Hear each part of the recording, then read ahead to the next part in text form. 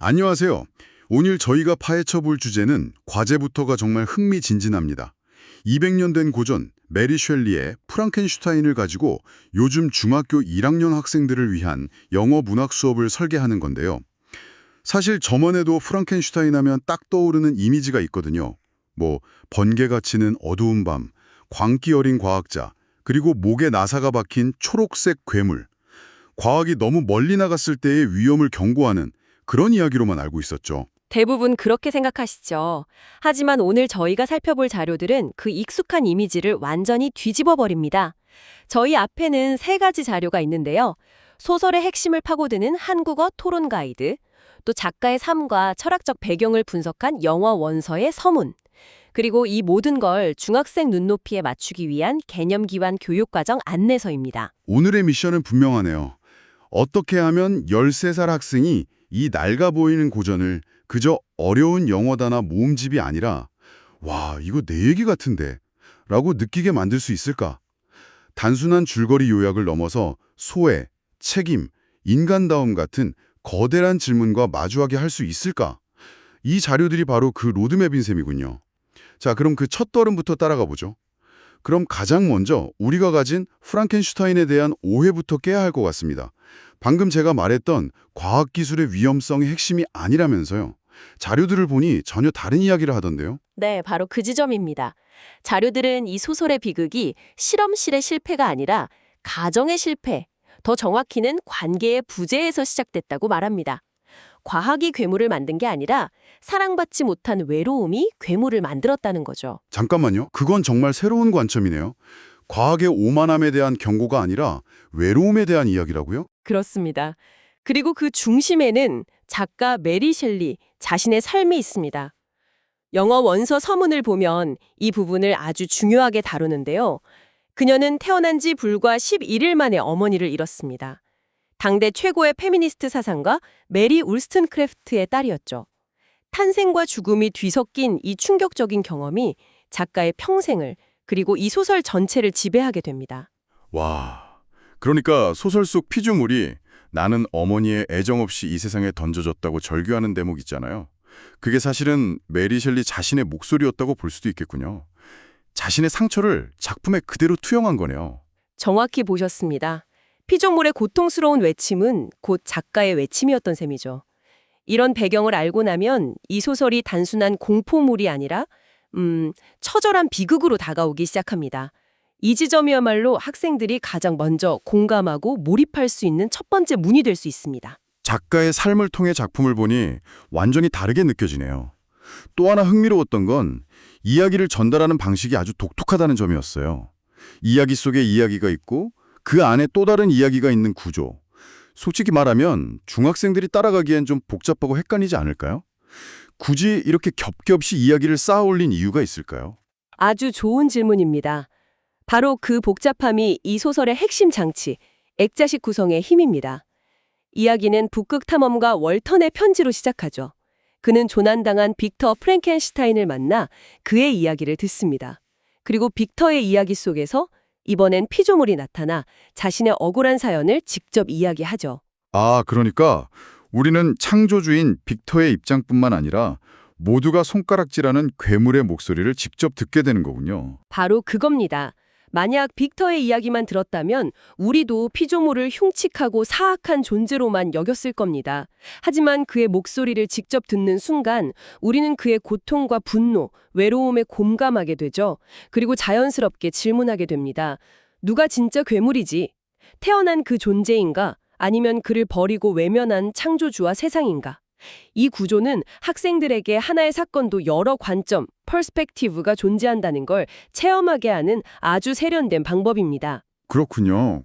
단순히 관심이 중요하다고 100번 말하는 것보다 이 구조를 통해 직접 느끼게 만드는 거네요. 또 하나 자료에서 짚어주는 젠더 관점도 상당히 날카롭던데요. 빅터가 왜 굳이 여성이 아니라 남성 피조물을 만들었을까 하는 질문이요. 이건 너무 현대적인 해석 아닐까요? 200년 전 작가가 그런 것까지 의도했을까 싶기도 한데요. 충분히 가질 수 있는 의문입니다.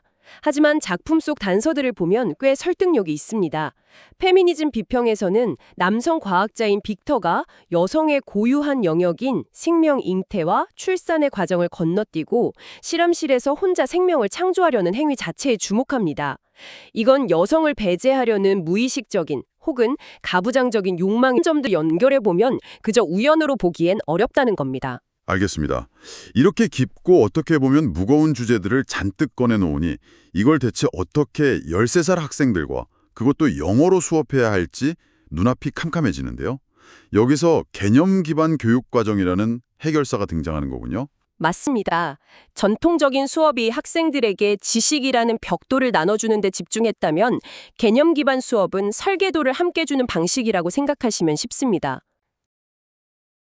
새로운 영단어 같은 사실들이죠. 학생들은 이걸 열심히 외워서 시험을 봅니다. 하지만 시험이 뜬하면 벽돌 더미는 그냥 흩어져. 벽돌만 잔뜩 거둔 거였어요. 그렇죠. 하지만 개념 기반 수업은 책임이나 관계 같은 큰 개념, 즉 집을 짓는 이유라는 설계도를 먼저 줍니다. 그리고 학생들에게 말하는 거죠. 자, 여기 책임감 없는 행동은 파괴적인 결과를 낳는다는 설계도가 있어. 이제 소설 속에서 이 설계도를 증명할 벽돌, 즉 증거들을 직접 찾아보자. 이렇게 되면 학생들은 단어를 외우고 줄거리를 파악하는 모든 활동이 더 큰 질문에 답하기 위한 과정이라는 걸 알게 됩니다. 이게 바로 2차원적인 사실 암기를 넘어 3차원적인 이해의 구축으로 나아가는 과정. 리스폰시빌리티가 되는 거군요. 이 설계도를 손에 쥔 학생들이 이제 본격적으로 집을 짓기 시작해야 할 텐데요. 자료에서는 구체적인 수업 활동을 4단계로 제시하고 있더라고요. 네, 일종의 4단계 열정이라고 볼 수 있습니다. 첫째, 텍스트를 깊이 파고들고 understanding text. 둘째, 자신의 마음과 연결하고 responding to text. 셋째, 우리 사회를 향해 질문을 던지고 critiquing text. 마지막으로 자신만의 목소리를 내. 좋습니다. 그럼 그 여정을 한 단계씩 따라가 보죠. 첫 번째 단계, 언어 이해하기. 이건 기존 수업에서 하던 내용 파악이랑 비슷해 보이는데요. 영단어 외우고 문장 해석하고. 시작점은 비슷하지만 목적지가 다릅니다. 물론 2단계에서 기본적인 어휘 정리나 영어 원문 읽기, 내용 요약 같은 활동은 필수적입니다. What did Victor create in his lab? 그러니까 빅터가 실험실에서 뭘 만들었지? 같은 사실 확인 질문도 필요하고요. 하지만 개념 기반 질문은 여기서 한 발 더 나아갑니다. Why does the author use 3 different storytellers?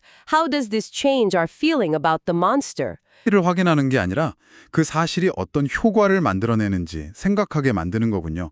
액자식 구성이라는 사실, 즉 벽돌이 관점의 변화라는 이해, 즉 설계도와 어떻게 연결되는지 탐구하게 하는 질문이네요. 바로 그겁니다.